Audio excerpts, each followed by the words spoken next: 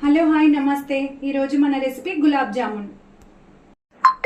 దీనికి కావాల్సిన పదార్థాలు: ఒక packet gulab jamun powder, half cup sugar and also ఒక హాఫ్ కప్ పాలు వేడి చేసి చల్లారిన కొన్ని వేస్తూ ఈ పిండిని మనం బాగా కలుపుకోవాలి.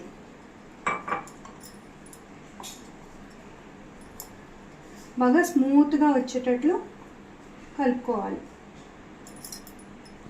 పాలు వేస్తూ ఈ మిశ్రమాన్ని బాగా కలుపుతూ మెత్తగా కలుపుకోవాలి.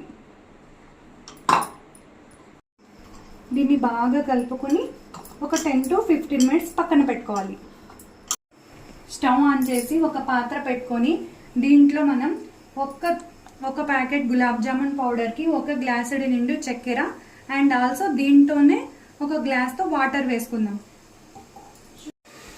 ఈ షుగర్ సిరప్ ప్రిపేర్ అయ్యేటప్పుడే మనం 4 to 5 యాలకులు తీసుకొని దాని పౌడర్ దీంట్లో కలుపుకోవాలి.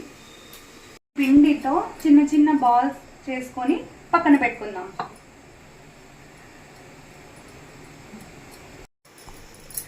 షుగర్ సిరప్ పక్కన పెట్టుకొని పొయ్యి వెలిగించి దాంట్లో కడాయి పెట్టి నూనె తీసుకోవాలి. నూనె బాగా వేడెక్కిన తర్వాత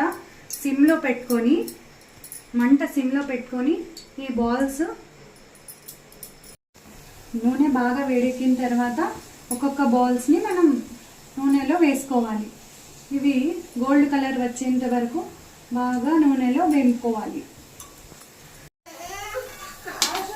గోల్డ్ కలర్ వచ్చిన తర్వాత దీన్ని తీసి పక్కన పెట్టుకుందాం.